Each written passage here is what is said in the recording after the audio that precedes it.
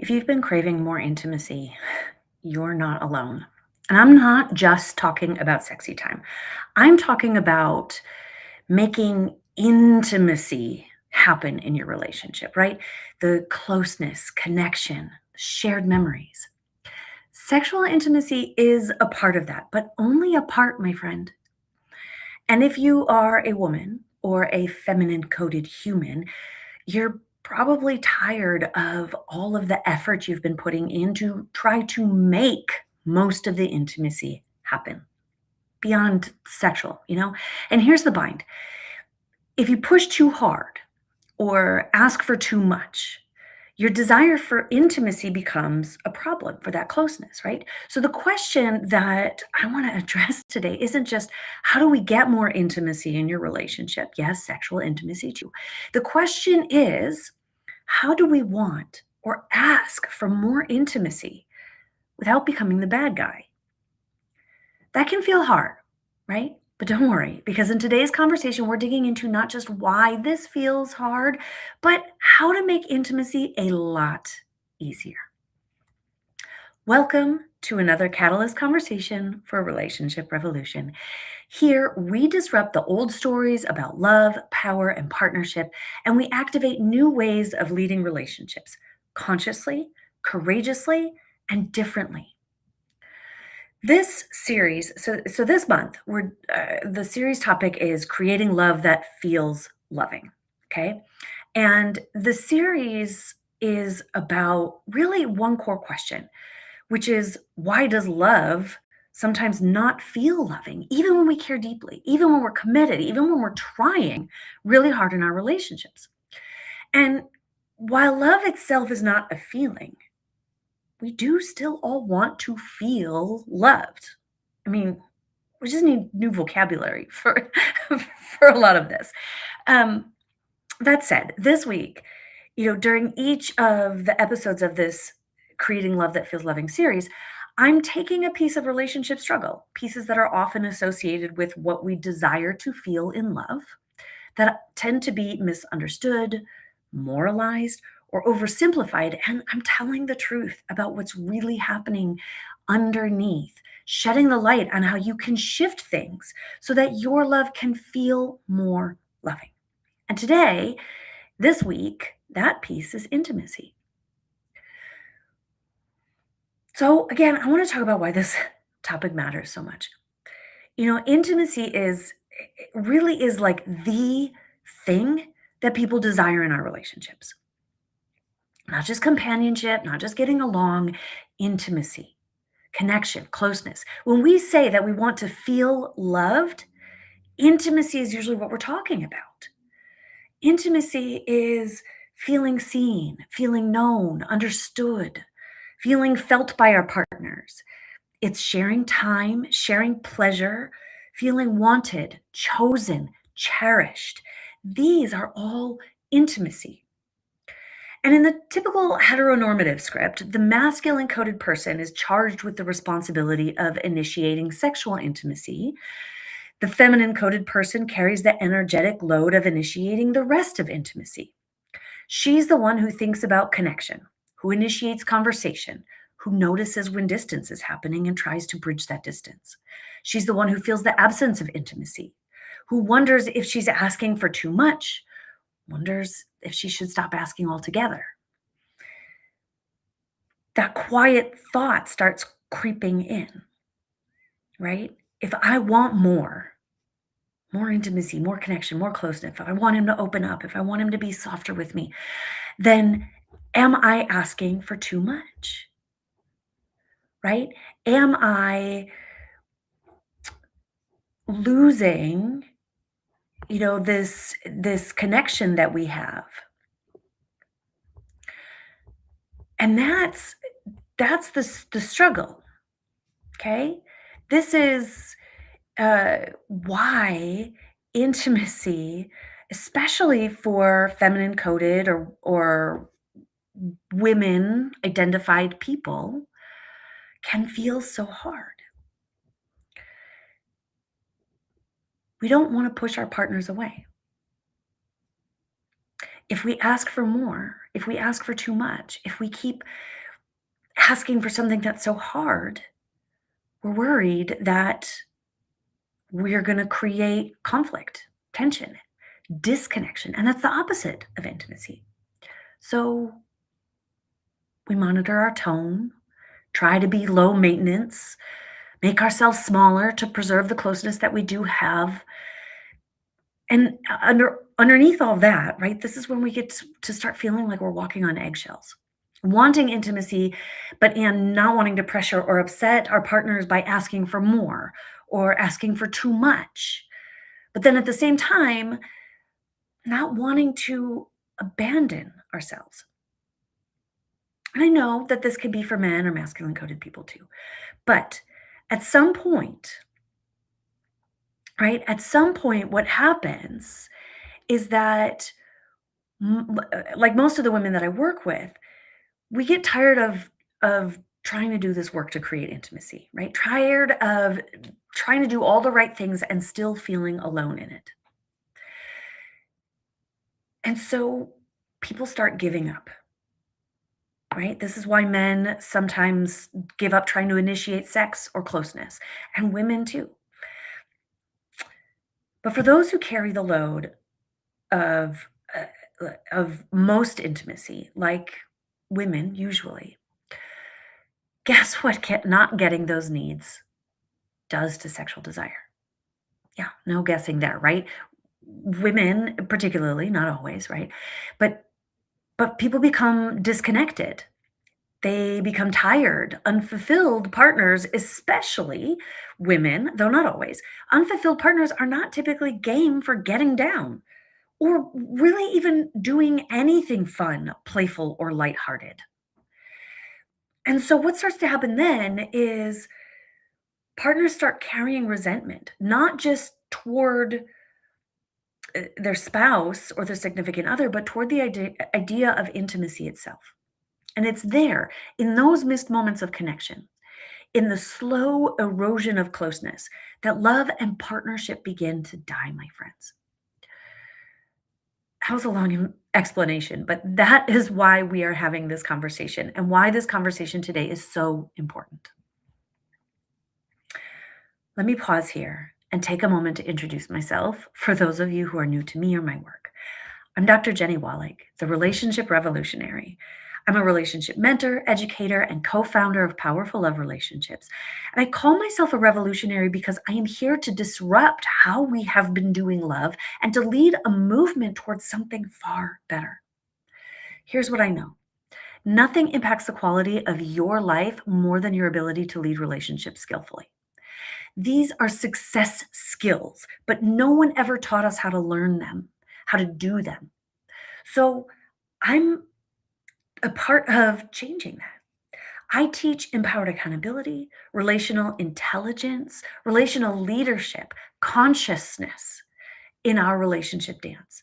And I speak especially to the women out there who are done carrying it all alone. Women tend to be the carriers of the relationship work, the initiators of divorce, and really powerful in their influence within a family system. And while there's a lot of work that men can do, I speak to the women a lot of the times because it is we who tend to lead that change. Doesn't mean it's fair, just how it tends to be right now. So, this is not just an invitation, however, for women. This is an invitation for all of us. And in these catalyst conversations, my goal isn't just insight. It is to wake something up in you, my friend, so that you too can be part of this revolution. If you want to help me activate this movement, subscribe, share our work, attend our events, and lead with love in your own life. And if you need support, reach out. I'll share more about our community and my upcoming accelerator at the end of this conversation. But for now, I want to just plant the seed. Either way, I am glad that you are here. Thank you for being part of the relationship revolution. Let's get into this intimacy conversation further. So, I want to I want to ground for a moment in a clear shared understanding of what intimacy really is. I've kind of talked about this already, but I want to get like really clear here because intimacy is not just sex. It is also not constant closeness. Intimacy is not performing connection the right way. Okay. At its core, intimacy is the experience of closeness, safety, we-ness between two people. I like that word, we-ness. Kind of like because it sounds like penis sometimes, but we-ness. And that closeness that we share can be many things. Actually, um, in our Be the One like full high touch program, we have a lesson that goes deeper on like 5 different types of intimacy and how to expand these in our relationship. There's emotional intimacy, physical intimacy, intellectual, spiritual, and experiential. So intimacy is a lot of things that can bring this closeness and safety. But when intimacy is working, what it brings is safety, fondness, admiration, connection, a felt sense of us. But when intimacy feels hard, it's usually not because you don't love each other. It's because intimacy has become loaded. And I'm going to get into that in a sec. Here's what I see again and again in relationships where intimacy is concerned. Intimacy starts to feel hard when it's becoming a responsibility, something that I have to do, something that I have to do, that I can't just rely on, that you're not going to do with me, right? Or when it becomes a measure of success, when it's evidence of whether or not the relationship is good, or when intimacy becomes a silent scoreboard of who's doing more. So instead of intimacy being a shared experience or a moment of closeness, something we allow to ebb and flow between us, it quietly becomes proof that the relationship is or is not okay. Evidence that you're wanted or not wanted. Confirmation that you matter or that you don't matter. That's a lot of pressure. When that's the role of intimacy in your relationship, then intimacy starts to feel high stakes. And when it doesn't happen, right? When intimacy doesn't happen, now you start feeling dissatisfied. You start feeling a pressure, an, a, an unhappiness with where things are in your relationship. Intimacy starts to feel like whether it happens or doesn't, intimacy starts feeling like a vote for or against your relationship. Does that make sense? Like if sex happens, it means things are good. And if sex doesn't happen, does that mean things are bad? Right? Like if we're not having sex, is something wrong with us? If he doesn't reach out for me, does that mean he doesn't want me? If we don't feel close, are we drifting apart? If intimacy is hard, does that mean that the relationship is failing? So, like, then every interaction, every bid for connection, every attempt for intimacy carries this weight, this meaning around whether or not our relationship is good. And that is so much pressure. And when one person is doing most of that, noticing, initiating, holding of any aspect of relationship, that's even more pressure because it's all on you. No surprises then, right? That intimacy stops feeling alluring and starts feeling hard.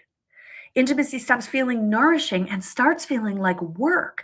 That's when resentment sneaks in, avoidance shows up, and desire shuts down. Not because there's something inherently wrong in the relationship, but because pressure has entered the room. So, another way to think about pressure is anxiety. And this is the truth that changes everything, my friends. Pressure Anxiety is an intimacy killer.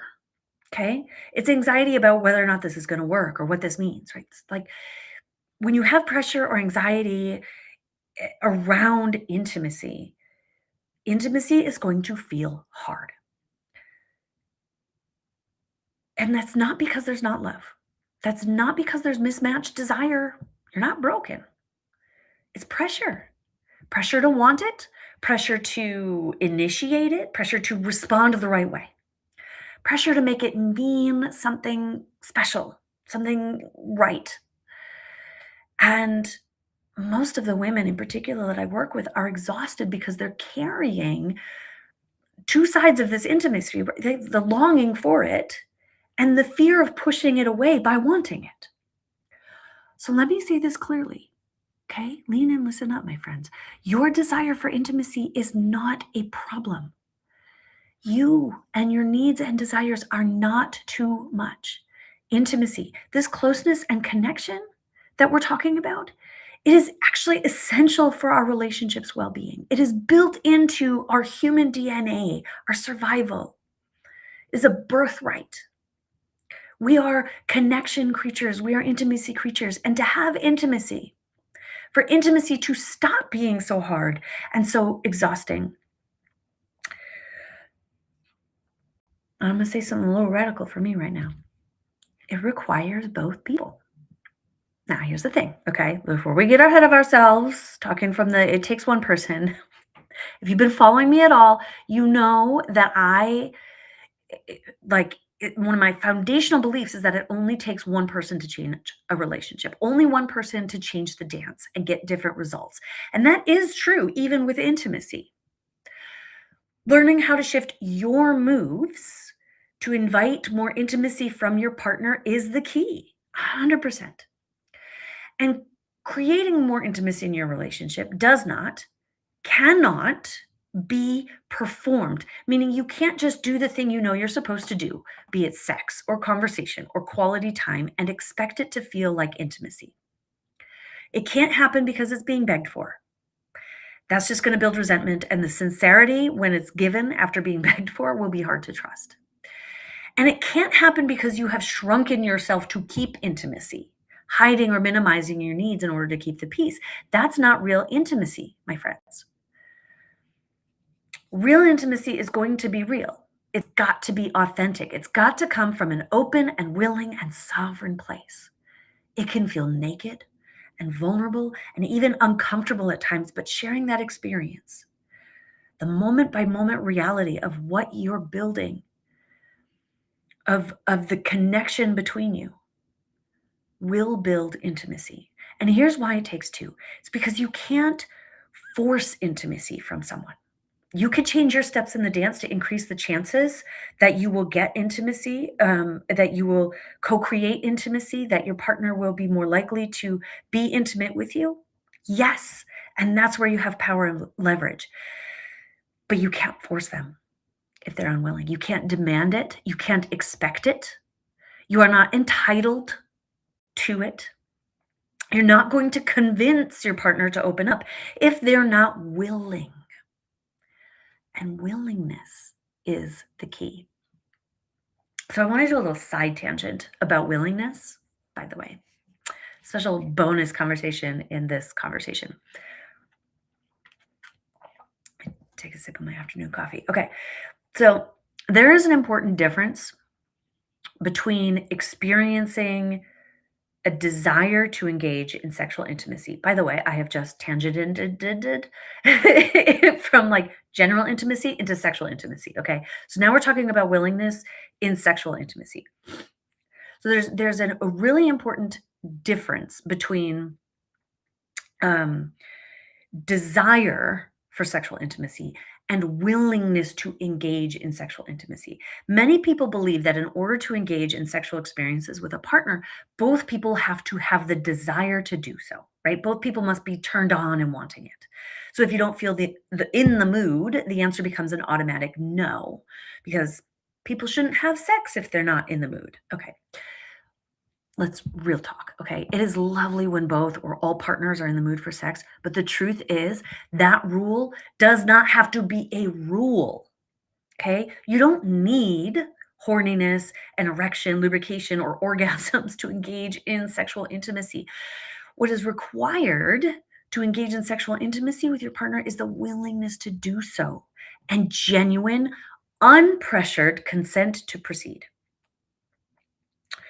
This is really important because a lot of women in particular have a responsive sexual response system, a responsive sex drive,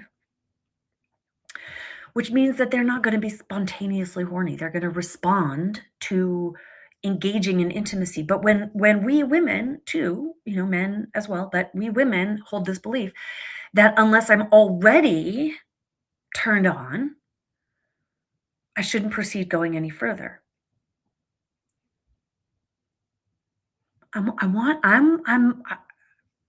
Nah. If you're willing to proceed a little bit further down the path to see if your response system can get going, then the willingness is why you start. Okay? Can it be okay to engage in sexual intimacy solely because you want to hear, because you are willing to prioritize it, because you enjoy the connection as an intentional gift of love to your partner, because it makes you feel good on an emotional or spiritual level, and not because you're psychologically or physiologically rather turned on? You get to decide that. Decide that sovereignly. Like, I'm not talking about willing, like, well, I guess it's important, so I should. Girl, get the should out of there. Okay. You choose. You choose. I am posing this to expand the possibilities for what can happen in our relationships, what intimacy can look like, and how we get there. But again, there cannot be pressure. If you feel like you have to, if you feel like you should, that's not willingness. Willingness has to come from like your own freely given consent, sovereign, conscious choice. Okay? And so now we get into the possibilities for for an intimacy that could feel more connecting and satisfying and fun and fulfilling than you previously thought, because you're giving it a chance and expanding what it could look like. So I want to I want to wrap up by circling back to the radical truth at the heart of my work. You are already leading this relationship. We always are. We're always influencing it in some form or another, right? The question is whether you're leading intimacy from pressure, self betrayal, quiet resentment, or from sovereign choice, from willingness, safety, truth, grounded power. Because when intimacy stops having to be one particular thing in one particular way, when you stop making it the place where something about your relationship is being proven, when you remove pressure from the system, when you both lead and step into your own willingness, intimacy has room to breathe again. And that's when something new becomes possible. I'm going to tell you a quick story. Um, you know, I I have had a really interesting journey when it comes to intimacy in my relationships. Both because I have always desired in deep, meaningful intimacy, and because my sexual response system probably falls somewhere on the gray sexual spectrum. Okay, it takes a lot to move me into desire, and so what happens is historically is that I will feel this unhappiness in my relationship because I'm not experiencing the closeness that I desire to, and trying to get my partner to open up and be close and feel connected to me. Yet I also expected them to make me feel totally turned on before I would even be willing to like go down the sexual path. And of course, that was a lot of pressure for them. And then they didn't really want to try. And then they were feeling disconnected and not satisfied in the relationship. And that left them feeling even less likely to want to be intimate with me. And around and we go, right? So for a really long time in my own relationships, this intimacy struggle was so real and so challenging. And it changed when I started to take pressure off of intimacy. When I started to uh, engage in sexual intimacy because I was willing, and this actually really started in my relationship with Calvin, and when I stopped looking at whether or not intimacy happened as evidence of what was going on in our relationship. And I started just focusing on how I could participate in shifting my own sense of closeness to Calvin, in in improving our connection and making it easier for him to want to connect with me. And the more that I did that, the more closeness and connection happened between us and the easier it became. And actually, I have a really great Path to Extraordinary Relationships masterclass that talks about how to create connection and closeness, even if your partner's not engaging with you. Okay. So if you're interested in that, comment path class. Will why is my computer making noise? It's supposed to be D&D. Sorry. And I will make sure to get you that path class. But I wanted to share that story because it's an illustration of what becomes possible when intimacy no longer has so much pressure on it, right? When um, when all of a sudden, you know, you're able to co-create connection in a way that feels easy, no pressure, just connection because we enjoy connecting. As this happens, right? Like not and intimacy grows, resentment shrinks, and avoidance when it happens doesn't mean something bad. It takes on a different meaning, right? It means like there's something to be addressed. All of a sudden, we're not scared of it. And desire starts to become allowed to be different, to be what it is, to be responsive, to be slow, to be authentic for who you and your partner or partners are. So now intimacy is something that we're co-creating together because we both are choosing it. But it's not something that we're managing, something that we have to try so hard for. And wanting more intimacy no longer makes us the bad guy. It makes you a woman or a person who knows how to lead differently in a relationship that understands the value of intimacy and that is moving always toward its greater and higher potential. And that's what intimacy invites us into when we can release the pressure of it and focus on how to be close. Doing that work is the kind of work that we practice inside the Relationship Revolution community. This is not about quick fixes or forcing change, but about learning how to make real shifts in who we be in our relationships, in how intimacy is understood and held and lived, even if your partner isn't doing the work with you, right? Like right now, I mean. It is a supportive container for those who are devoted to the ongoing growth and development of their relationship. And if that's you and you know you want support and containment and accountability for your relationship's growth, for its evolution, for its revolution, then I want you to consider joining the community. It's only $147 a month. You could cancel anytime if it's not meeting your needs. It's you get behind the scenes look at the how Calvin and I are experiencing these a lot of these concepts. We're doing bonus resources, extra trainings on how to revolutionize your relationships, and opportunities to ask questions and get coaching and mentorship from me.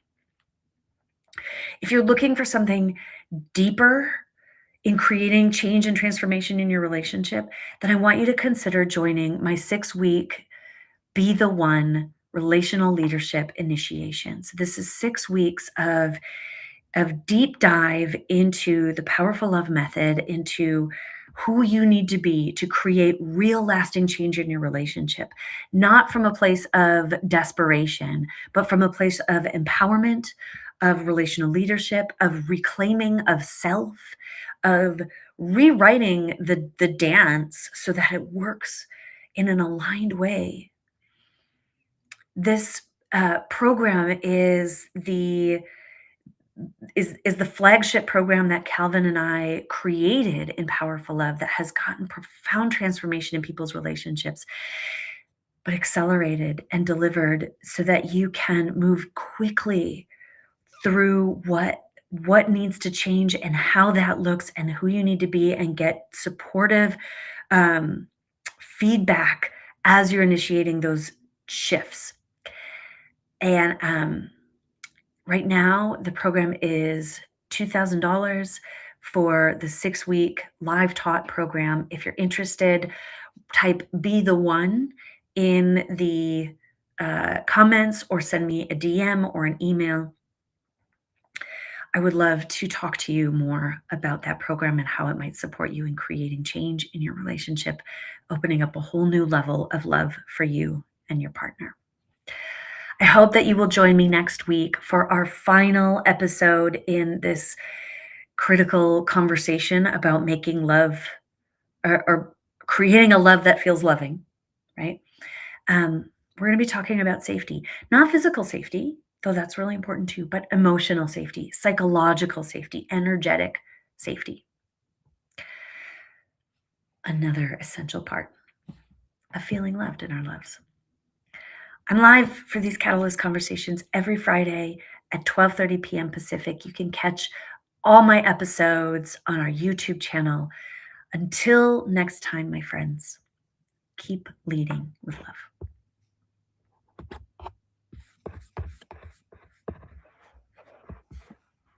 I can't find my end button. Oh, it's up here.